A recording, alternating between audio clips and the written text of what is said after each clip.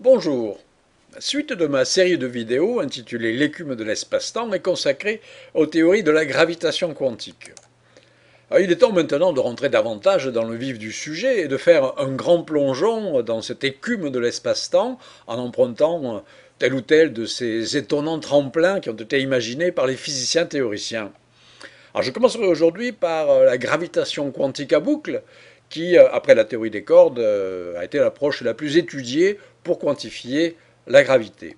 Alors, je ne vous cacherai pas qu'à mesure que j'avancerai dans ces vidéos, mon discours se corsera un peu par la force des choses. J'espère simplement que les plus passionnés d'entre vous n'abandonneront pas en route et vous le verrez, vous ne serez pas déçus.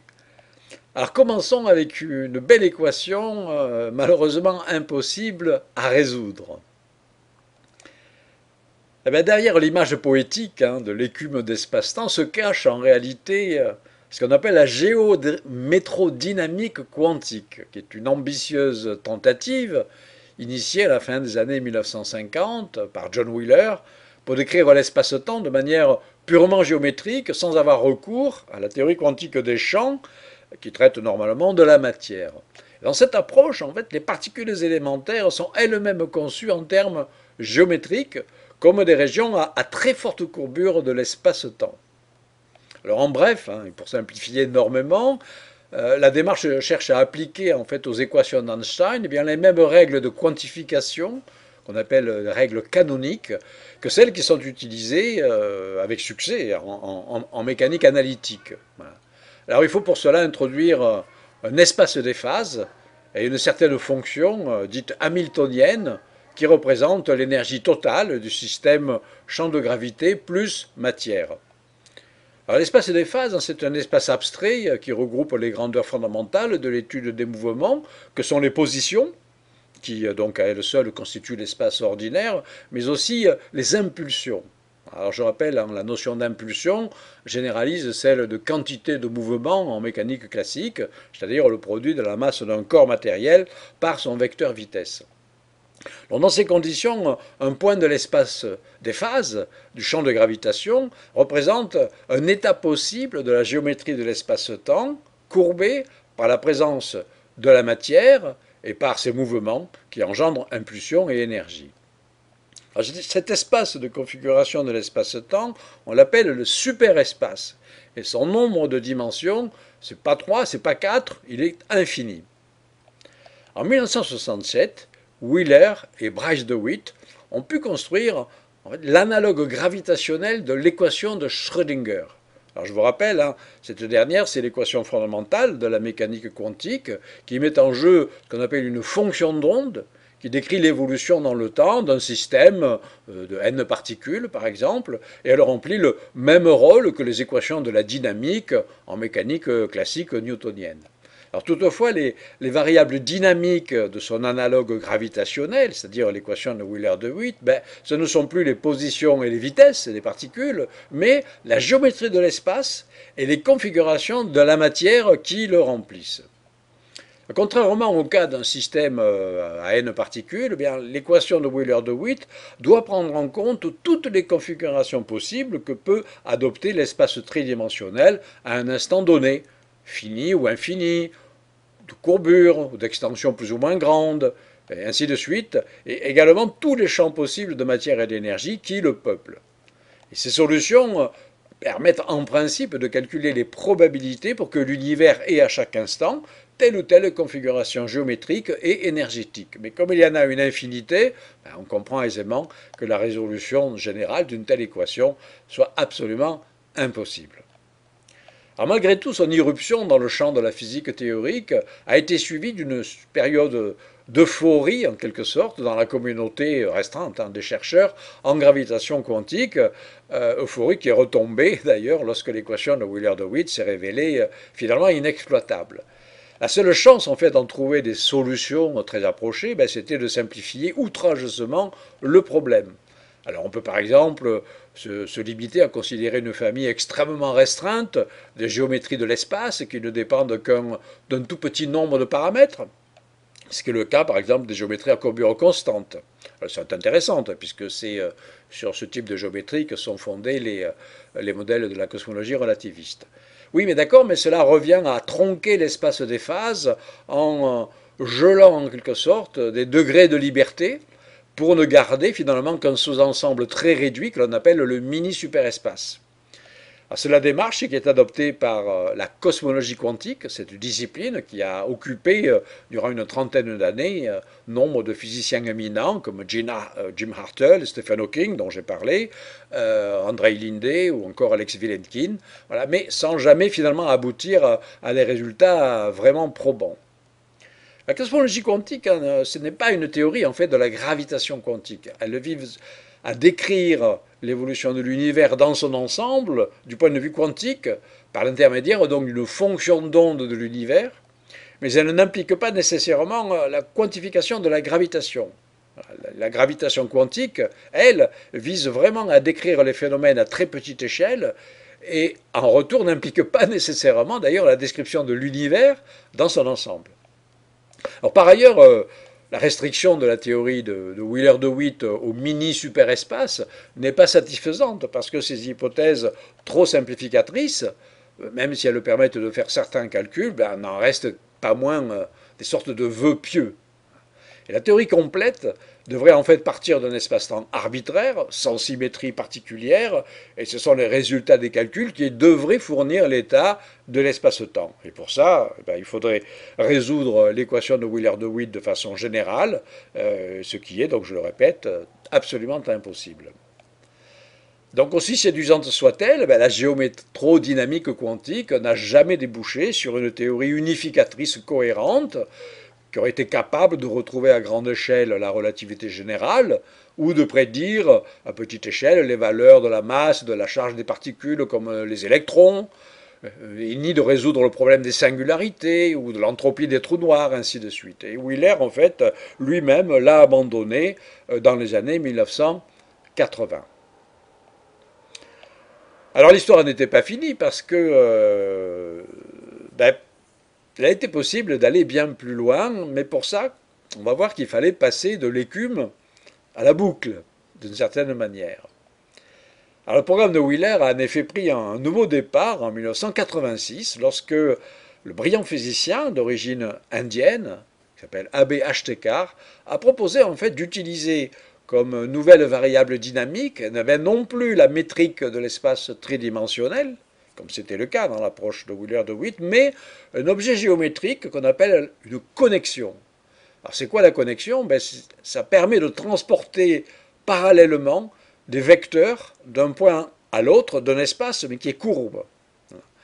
Alors dans la foulée, Carlo Rovelli, qui est aujourd'hui d'ailleurs mon collègue au Centre de physique théorique de Marseille, et également Lys Moline, qui lui est au Perimeter Institute de Toronto, au Canada, ils se sont rendus compte en fait qu'en utilisant la reformulation d'Ashtekar en termes de connexion, l'équation de Wheeler-DeWitt admet en fait des solutions associées à des courbes fermées dans l'espace, c'est-à-dire finalement des boucles. Bon, alors pour mieux vous faire comprendre, pensez à une courbe fermée qui est tracée sur une sphère. Alors, en chaque point de la courbe, on peut définir ce qu'on appelle un vecteur tangent, et on peut le transporter le long de la courbe en le gardant toujours parallèle à lui-même. C'est ça le déplacement parallèle. Eh bien, le transport parallèle. Eh bien, on constate facilement que ce transport parallèle ne ramène pas à l'identique le vecteur tangent, tout simplement parce que quand on est revenu au point de départ, une fois la boucle accomplie, il a tourné d'un certain angle. Alors que si vous le faites sur une feuille de papier, sur une surface plane, l'angle serait nul. Voilà. Et donc, quand le transport parallèle le long d'une boucle dépend du chemin suivi, c'est qu'on est donc en présence de courbure. Autrement dit, la notion de boucle permet de capturer de façon très élégante la notion plus compliquée de courbure, qui a de multiples composantes. Alors, toutes les boucles se déduisant les unes des autres par des formations continues sont considérées comme équivalentes. Et donc une classe de boucles équivalentes correspond à la notion mathématique de ce qu'on appelle un nœud, un petit peu comme les nœuds de marin. Alors pour le mathématicien, un nœud c'est une courbe fermée qui ne se recoupe pas, et qui ne dépend ni de la taille, ni de la forme, ni de l'orientation des brins. Alors la grande difficulté de la théorie des nœuds consiste à classer en fait tous les nœuds possibles, en identifiant ceux qui ne sont que des déformations les uns des autres. Alors jusqu'à présent, toutes les méthodes de classement proposées confondent encore certains nœuds. C'est donc un domaine de recherche mathématique qui est encore actif et le problème se complique en plus lorsque les nœuds s'entrelacent pour former ce qu'on appelle des tresses ou des réseaux. Alors bon, au-delà de ces intéressants jeux de l'esprit, le formalisme des boucles a ouvert dans les années 1990 une nouvelle période faste pour la quantification de l'espace-temps. Et oui, parce que en considérant sur un espace-temps courbe les classes de boucles équivalentes, eh bien les résultats des calculs de transport parallèle de vecteurs le long des boucles caractérisent entièrement, je l'ai dit, la courbure de l'espace-temps et sa forme. Et donc dans cette approche, les véritables quantités physiques deviennent cette fois-ci les classes de boucles équivalentes, et on peut les utiliser comme les nouvelles variables de l'équation de Wheeler-DeWitt au lieu de la métrique tridimensionnelle de l'espace, comme je l'ai dit. Alors les chercheurs ont compris que la théorie devait être formulée donc en termes de boucles entrecroisées et que la notion d'espace-temps devait être remplacée par une interaction de particules et de boucles constituant les lignes individuelles du champ gravitationnel. Alors, le traitement quantique des boucles devait ensuite être utilisé pour construire une gravitation quantique à boucles, et ça a été donc le nom qui a été désormais porté par cette nouvelle approche. En anglais, on dit le Loop Quantum Gravity, LQG, en abrégé. Et cette théorie allait en quelque sorte nous faire passer de la boucle au réseau. On va voir comment. Les résultats en fait infructueux qui avaient été obtenus précédemment dans le cadre de la géométrodynamique quantique reposaient sur l'hypothèse d'un espace continu, quelle que soit l'échelle considérée. Tandis que sur la nouvelle base du formalisme des boucles, un espace-temps devient granulaire, et probabiliste d'ailleurs, les grains élémentaires d'espace étant représentés par des nœuds, et l'espace lui-même par des entrelacs de nœuds. Alors les chercheurs ont donc dû revoir tous les anciens calculs de fond en comble. En 1994, Smolin et Rovelli ont réussi à trouver de grandes classes de solutions de l'équation de Wheeler-DeWitt et ils ont précisé de façon plus rigoureuse l'espace et des solutions de cette équation. Et le résultat le plus spectaculaire était la possibilité de construire pour la géométrie de l'espace-temps ce qu'on appelle des opérateurs de surface et de volume dont les spectres, c'est-à-dire les valeurs propres, sont discontinus, discrétisés.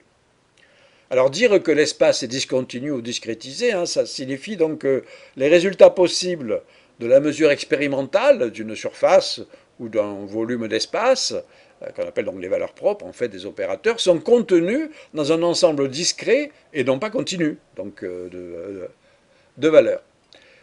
Et donc, en fait, le même type de problème se posait d'ailleurs au début du XXe siècle, avec le calcul de l'énergie des électrons qui circulent autour d'un noyau atomique. La mécanique classique, en fait, elle prédit qu'un électron peut avoir une quantité quelconque d'énergie, c'est-à-dire donc des valeurs continues, alors que la mécanique quantique n'autorise que certaines énergies, c'est-à-dire donc des valeurs discrètes, et elle stipule en plus qu'on ne mesure jamais d'énergie comprise justement entre ces valeurs discrétisées. Et donc la distinction est analogue en quelque sorte à celle qui sépare la conception d'un écoulement d'eau continu, c'est-à-dire un fluide qui coule du robinet par exemple, et celle d'un écoulement de quantités dénombrables qui seraient donc les molécules de l'eau. Alors dans la gravitation quantique à boucle, l'espace est constitué de quanta, c'est-à-dire d'unités fondamentales, d'air, de surface, et de volume. Et la valeur de ces quanta, elle est calculée à partir de la longueur de Planck, que j'ai déjà mentionné dans des vidéos précédentes. Donc elle est de l'ordre de 10 puissance moins 35 mètres, elle est toute petite évidemment. Elle correspond à l'échelle en dessous de laquelle on est sûr que la géométrie de l'espace ne peut vraiment plus être considérée comme continue. Voilà. Alors, la plus plus petite aire possible qui lui est associée, donc l'aire de Planck ou de Planck-Wheeler, c'est le carré évidemment de la longueur de Planck, c'est-à-dire 10 puissance moins 70 mètres carrés, et le plus petit volume, ben, c'est le cube, donc de la longueur de Planck, c'est 10 puissance moins 105 mètres cubes. Hein, c'est absolument infinitésimal évidemment.